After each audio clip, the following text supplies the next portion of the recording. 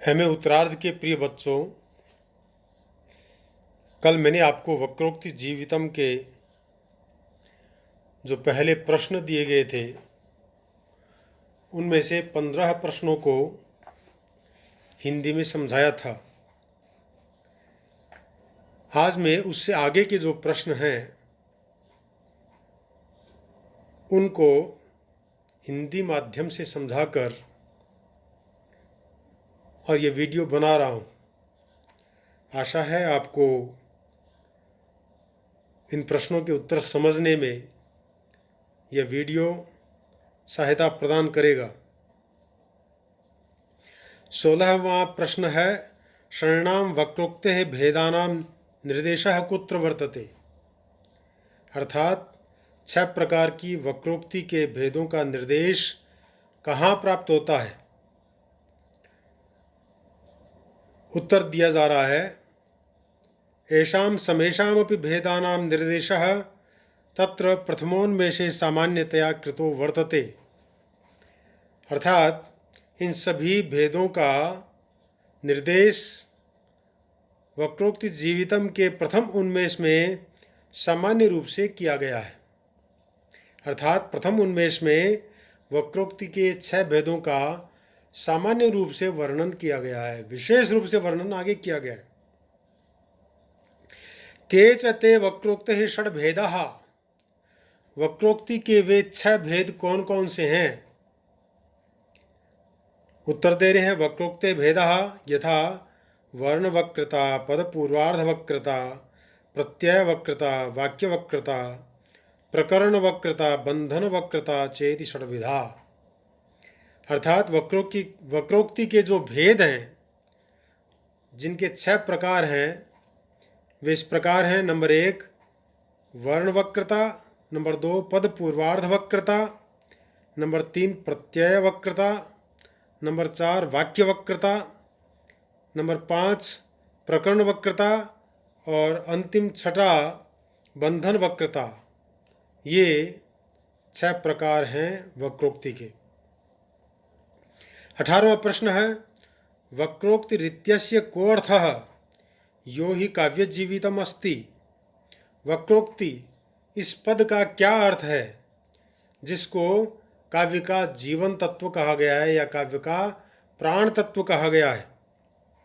उत्तर दे रहे हैं, वैदग्ध्य भंगी भणिति अर्थात सर्वसाधारण ही प्रयुक्तेभ्यः वाक्येभ्यः कथनस्य विलक्षणता।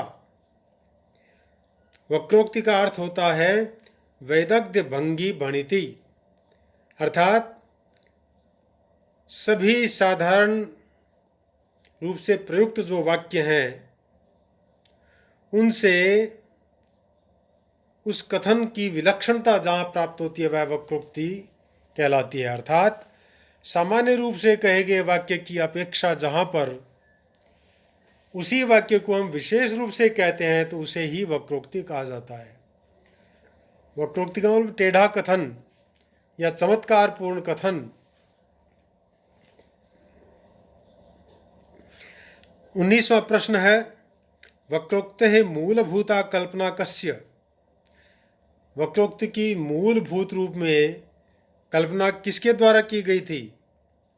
उत्तर दे रहे हैं, वक्रोक्तेः मूलभूता कल्पना आचार्य भामहस्यास्ति। वक्रोक्ति की मूलभूता जो कल्पना है वह आचार्य भामह के द्वारा की गई है। अर्थात भामह ने सर्वप्रथम वक्रोक्ति का कथन किया था, वक्रोक्ति के बारे में बतलाया था। वक्रोक्तेः व्यापके साहित्य के तत्वे श्रेयः कथं कं गच्छति। अर्थात वक्रोक्ति का व्यापक साहित्यिक तत्व जो है उसको बताने में किसको श्रेय जाता है। अर्थात वक्रोक्ति का साहित्यिक रूप बताने में श्रेय किसको प्राप्त है। तो कह रहे हैं, वक्रोक्तेः व्यापके साहित्य के तत्वे श्रेयः कुंतकं प्रति गच्छति। अर्थात वक्रोक्ति के व्यापक साहित्यिक तत्व में अर्थात उस तत्व के वर्णन में जो श्रेय जाता है वह कुंतक को जाता है। अर्थात कुंतक ने ही वक्रोक्ति का विस्तार से वर्णन किया था, इसलिए उनको ही इसका श्रेय मिलता है। 21वां प्रश्न है, वक्रोक्ते षण्णाम भेदानां सामान्यतया वर्णनम प्रथमोन्मेषे चेत विस्तृतम वर्णनम कुत्र। अर्थात वक्रोक्ति के 6 भेदों का यदि सामान्य रूप से वर्णन प्रथम उन्मेष में किया गया है तो विस्तृत वर्णन कहाँ प्राप्त होता है। अर्थात वक्रोक्ति जीवितम में विस्तार पूर्वक इन 6 भेदों का वर्णन किस भाग में प्राप्त होता है। तो उत्तर दे रहे हैं, वर्ण विन्यास वक्रता, पद पूर्वार्ध वक्रता, प्रत्यय वक्रता वर्णनम विस्तृत रूपेण द्वितीयोन्मेषे विद्यते। अर्थात वर्ण विन्यास वक्रता, पद पूर्वार्ध वक्रता, प्रत्यय वक्रता का वर्णन विस्तार रूप से या विस्तृत रूप में द्वितीय उन्मेष में प्राप्त होता है। तथा च वाक्यवक्रतायाः विस्तृतम वर्णनम तृतीयोन्मेषे विद्यते। और उसी प्रकार वाक्यवक्रता का विस्तार पूर्वक वर्णन तृतीय उन्मेष में प्राप्त होता है। विस्तार से पढ़ना है तो द्वितीय उन्मेष और तृतीय उन्मेष को पढ़ना चाहिए। एवं च चतुर्थोन्मेषे विस्तृतम वर्णनम किमस्ति। इसी प्रकार चौथे उन्मेष में विस्तृत वर्णन किसका किया गया है। उत्तर दे रहे हैं, चतुर्थोन्मेषे प्रकरण वक्रतायाः प्रबंध वक्रतायाश्च विस्तृतम वर्णनम विद्यते। अर्थात वक्रोक्ति जीवितम के चतुर्थ उन्मेष में प्रकरण वक्रता और प्रबंध वक्रता इन दोनों का विस्तार से वर्णन किया गया है। 23वां प्रश्न है, आचार्य कुंतकस्य प्रसिद्धेः कारणम किम। अर्थात आचार्य कुंतक का प्रसिद्ध कारण क्या है।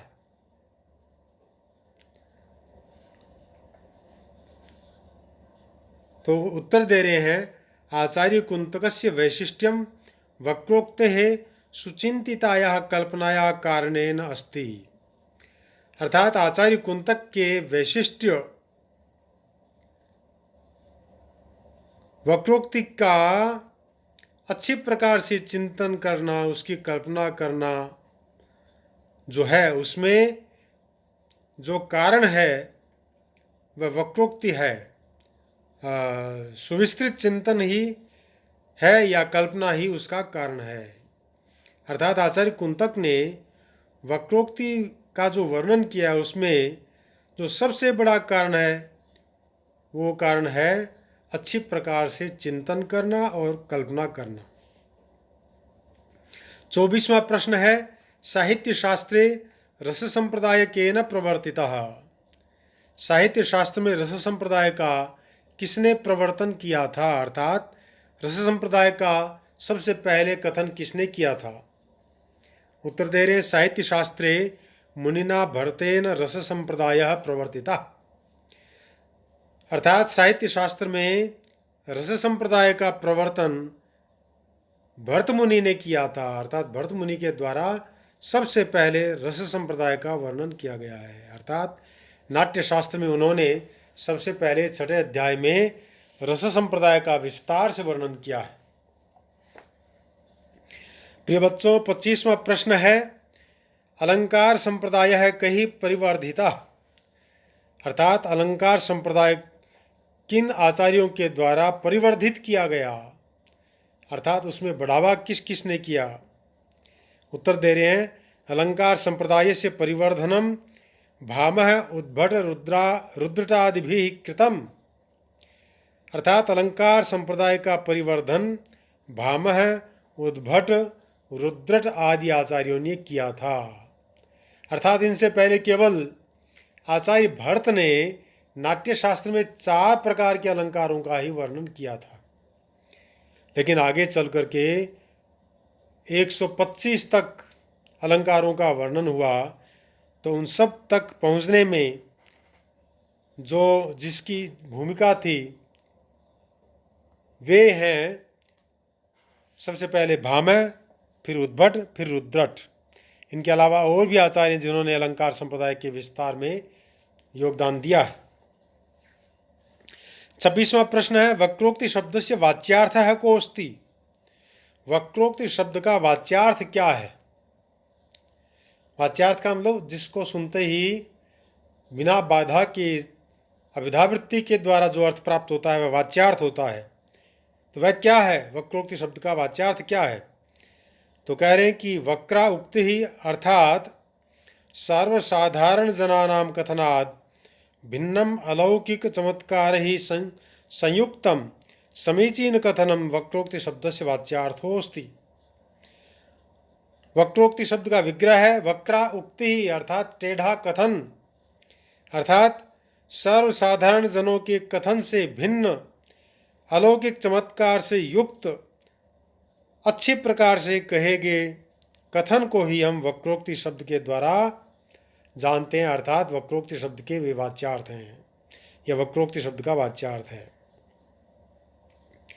27वां प्रश्न है आचार्य कुंतक मतेन वक्रोक्ति अर्थोल्लेख्य, अर्थात आचार्य कुंतक के मत में वक्रोक्ति का अर्थ क्या है उसे लिखिए। इसका उत्तर है आचार्य कुंतकानुसारं वक्रोक्ति इत्यस्य अर्थः वैदग्ध्य भंगी भणिति वर्तते, अर्थात आचार्य कुंतक के अनुसार वक्रोक्ति ही इस शब्द का अर्थ है वैदग्ध्य भंगी भणिति ही, अर्थात चमत्कारपूर्ण और भावपूर्ण कथन को ही हम वक्रोक्ति कहते हैं। 28वां प्रश्न है वक्रोक्ति जीविते ग्रंथे मूले कारिकां वृत्तौ च वक्रोक्ति शब्द से को अर्थः निर्णीतो अस्ति, अर्थात वक्रोक्ति जीवित नामक के ग्रंथ में जो मूल कारिकाएं हैं और वहाँ जो वृत्ति है उनकी, उनमें वक्रोक्ति शब्द का अर्थ क्या निर्णीत हुआ है? उत्तर दे रहे हैं वक्रोक्ति जीविते मूले वृत्तौ च वक्रोक्ति शब्द से अर्थो निर्णीतः, अर्थात वक्रोक्ति जीवित नामक ग्रंथ के मूल भाग में यानी कारिका भाग में वृत्तौ च और वृत्ति भाग में वक्रोक्ति शब्द का जो अर्थ है वह इस प्रकार से निर्णीत हुआ है यथा वक्रोक्तिरेव वैदग्ध्य भंगी भणिति रुच्यते, अर्थात वक्रोक्ति ही वैदग्ध्य भंगी भणिति कही जाती है। ये और वृत्ति में जो कहा गया वह क्या है? तो कहा कि तथा च वृत्तौ वक्रोक्ति प्रसिद्धा विधान व्यतिरेकिणी विचित्र विधा, अर्थात वक्रोक्ति का अर्थ है प्रसिद्ध अभिधान से अतिरिक्त विचित्र प्रकार की अभिधा, अर्थात वृत्ति में इसको स्पष्ट करते हुए कह दिया गया है कि विचित्र प्रकार की जो अभिधा है उसको ही वक्रोक्ति कहा जाता है। विचित्र प्रकार का मतलब क्या है? सामान्य रूप से जिसका अभिधान किया जाता है, कथन किया जाता है, उससे भिन्न विशेष प्रकार से यानी टेढ़े रूप में जिसको कहा जाता है वह अभिधा वृत्ति ही वक्रोक्ति कहलाती है। फिर स्पष्ट कर रहे हैं वैदग्ध्यम कवि कौशलम तस्य भंगी विच्छित्ति ही थी। वैदग्ध्य शब्द का अर्थ क्या है? तो कहा कि वैदग्ध्यम कवि कौशलम, वैदग्ध्य का मतलब है कवि का कौशल, अर्थात कवि के द्वारा काव्य के निर्माण में प्रयुक्त होने वाली कुशलता, निपुणता। और तस्य भंगी ही उसकी जो भंगिमा है, भंगिमा का मतलब क्या है? तो कहा कि विच्छित्ति, अर्थात उसके जो भावों का कथन है वह ही वास्तव में वक्रोक्ति कहलाती है। 29वां जो प्रश्न है वह है आचार्य भामह वक्रोक्ति विषय किम आह, आचार्य भामह ने वक्रोक्ति विषय में क्या कहा है? अर्थात आचार्य भामह की दृष्टि में वक्रोक्ति की परिभाषा क्या है? तो कह रहे हैं कि आचार्यो भामह अतिशयोक्त्यलंकारमेव वक्रोक्ति नाम्ना संबोधयति, अलंकारस्य जीवनाधायकत्वं च स्वीकरोति यथा सैषां सर्वं वक्रोक्तिरन्यार्थो विभाव्यते। आचार्य भामह के रूप में वक्रोक्ति का जो लक्षण है वो है, आचार्य भामह कहते हैं अतिशयोक्ति अलंकार ही वक्रोक्ति के नाम से संबोधित किया जाता है, अर्थात अतिशयोक्ति नामक अलंकार को ही वक्रोक्ति कहा जाता है। और अलंकार का जो जीवनाधायक तत्व है उसके रूप में वक्रोक्ति को उन्होंने स्वीकार किया है। अर्थात अतिशयोक्ति नामक अलंकार को ही उन्होंने अलंकार का जीवनाधायक तत्व स्वीकार किया है, और वह अतिशयोक्ति अलंकार होता है, वक्रोक्ति होता है। यथा जैसे कि सैषाम सर्व वक्रोक्ति अन्यार्थो विभाव्यते, सैषाम सर्वम सर्व वक्रोक्ति ही, ये उनका जो विशेष प्रकार सब कुछ जो अन्य अर्थ विभावित होता है उसको ही वक्रोक्ति कहा जाता है। 30वां जो प्रश्न है वह है लोचनकारेण वक्रोक्ति विषय किम भणितम। लोचनकार ने वक्रोक्ति के विषय में क्या कहा है। लोचनकार का मतलब है ध्वनिकार के अर्थात ध्वन्यालोक के ऊपर टीका करने वाले अभिनव गुप्त, उन्होंने लोचन टीका लिखी थी, इसलिए लोचनकार कहा जाता है उनको। उन्होंने वक्रोक्ति के विषय में क्या लिखा है, तो उत्तर दे रहे हैं शब्दस्य वक्रता अविधेयस्य च वक्रता लोकोत्तीर्णेन रूपेण अवस्थानम इति। अर्थात शब्द की वक्रता यानी टेढ़ापना, टेढ़े शब्दों का कथन, अविधेयस्य च वक्रता और अर्थ का टेढ़ापन यानी शब्दों के माध्यम से विचित्रता का कथन करना और अर्थ के माध्यम से विचित्रता का कथन करना लोकोत्तीर्णेन, अर्थात जो लौकिक अर्थ है उससे पार अलौकिक रूप में उसकी स्थिति होती है। यही वास्तव में वक्रोक्ति का विषय है। यानी लौकिक जो कथन है, लौकिक जो सुख है वह लोक में ही रहता है, काव्य में तो वक्रोक्ति ही रहती है, क्योंकि वह वहाँ जाकर के अलौकिकता का रूप धारण कर लेता है, क्योंकि वह सबको प्राप्त होता है। वहाँ जो सुख है, आनंद है, वह सबका हो जाता है, व्यक्तिगत नहीं होता है, इसलिए वह अलौकिक हो जाता है। जहाँ व्यक्तिगत आनंद होता है वहाँ पर लौकिक सुख होता है, लौकिक रूप होता है, और जहाँ पर सबको सुख प्राप्त हो वह अलौकिक होता है, यानी काव्य का आनंद वह होता है। 3 प्रश्न और हैं, वे और करवा देता हूँ मैं आपको।